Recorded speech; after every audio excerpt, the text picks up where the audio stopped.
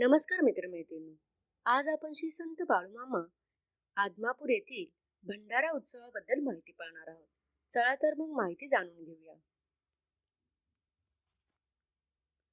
आदमापूर कोल्हापूर येथील श्री संत बाळूमामा मंदिरात मार्च महिन्यामध्ये भंडारा उत्सव आणि उपवासाची मोठी परंपरा आहे.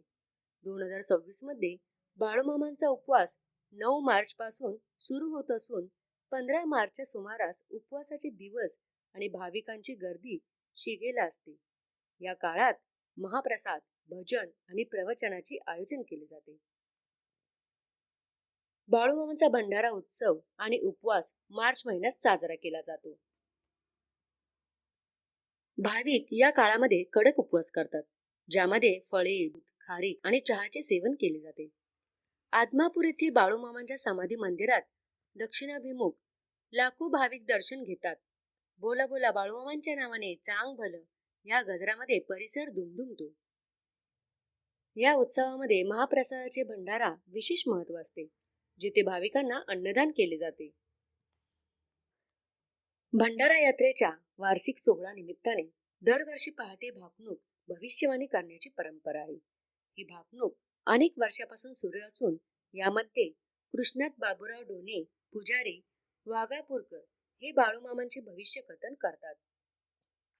आदमापूर येथील श्री संत बाळूमामा समाधी मंदिर हे भाकणूक बाळूमामांच्या भंडारा यात्रेच्या जागरा दिवशी पहाटे केली जाते. यात पुढील वर्षाचा पाऊस, निसर्ग, शेती, राजकीय परिस्थिती आणि सामाजिक घडामोडीबाबत भाकणुकीमध्ये भविष्य वर्तवले जाते. ही भाकणूक या मराठी वर्षातील शेवटची आणि महत्वाची मानली जाते. बाळूमामांनी स्वतः हयात असताना अनेक भाकिते केली होती, ज्या पुढे खऱ्या ठरल्याने सांगितले जाते. फाल्गुन वद्य एकादशीला जागर आणि द्वादशीला महाप्रसाद असतो. लाखो लोक याचा लाभ घेतात.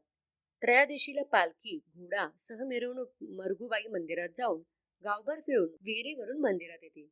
यावेळी भक्तांना प्रत्येक घरातील आंबील, सरबत, फराळा दिला जातो.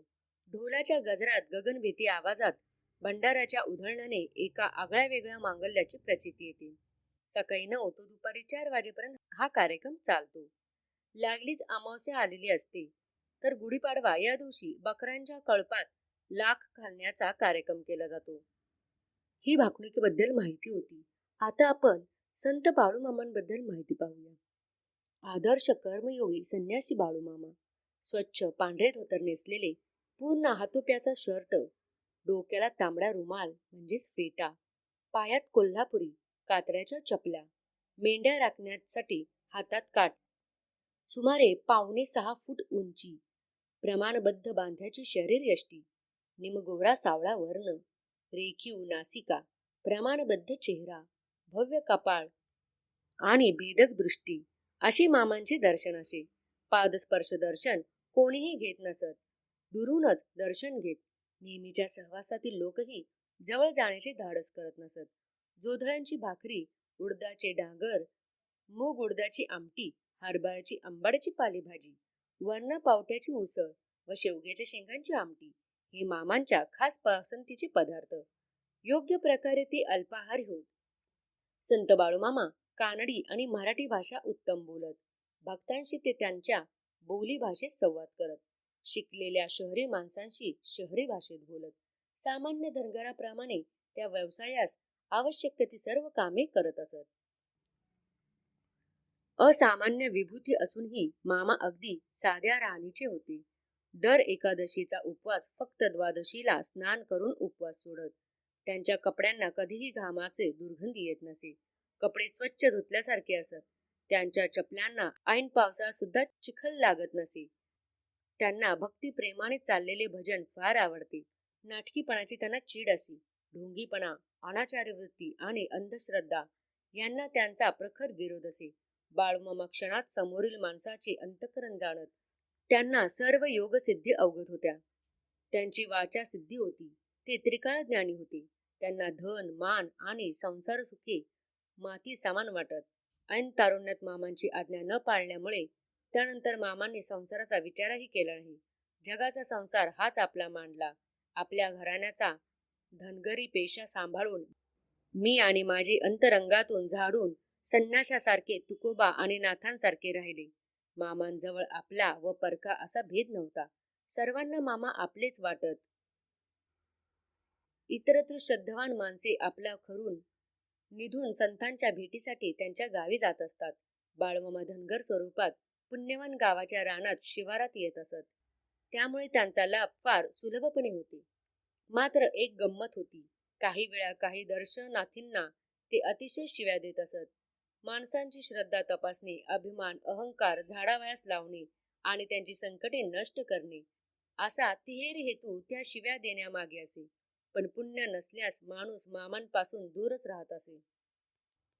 वयाच्या 84व्या वर्षी मामा सगुण रूप अदृश्य झाले. समाधीपूर्वी 1-2 वर्षे सूचक शब्दांनी मामा कल्पना देत होते. गूढ वैद्यंत शास्त्रपर वचने बोलत होते. तथापि बहुतेक सर्वांना स्पष्ट बोध अखेरपर्यंत होऊ शकला नाही. अनेक भक्तांना स्वप्नात तशा प्रकारच्या सूचना त्यांनी दिल्या. काही जणांनी प्रत्यक्ष प्रकट होऊन आपल्या समाधी संबंधी आवश्यक ते सांगितले होते. अखेर देह ठेवताना मामांना आपला प्रकाशरूप म्हणजेच ब्रह्मरूप झाल्याचा प्रत्यक्ष प्रत्यय मरगूबाईचे मंदिरात त्यावेळी तेथे उपस्थित असलेल्या भक्तांना दिला. परब्रह्माला म्हणजे अनादि देवाला उपनिषेध वेद प्रकाशरूप असेच समजतात. श्रावण वद्य चतुर्दशके 1888 म्हणजे 4 सप्टेंबर 1966 रोजी मामा शगुन रूप सोडून निजधामाला गेले. तर मैत्रिणींनो, अशा प्रकारे ही बाळूमामांच्या भंडाऱ्याची आणि मामांबद्दलची माहिती होती. ही माहिती तुम्हाला कशी वाटली हे कमेंट करून मला नक्की कळवा.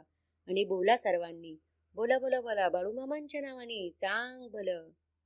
आणि असेच विविध प्रकारचे व्हिडिओ पाहण्यासाठी आमच्या चॅनलला लाईक आणि सबस्क्राईब करा आणि बेल आयकॉनला प्रेस करा. धन्यवाद.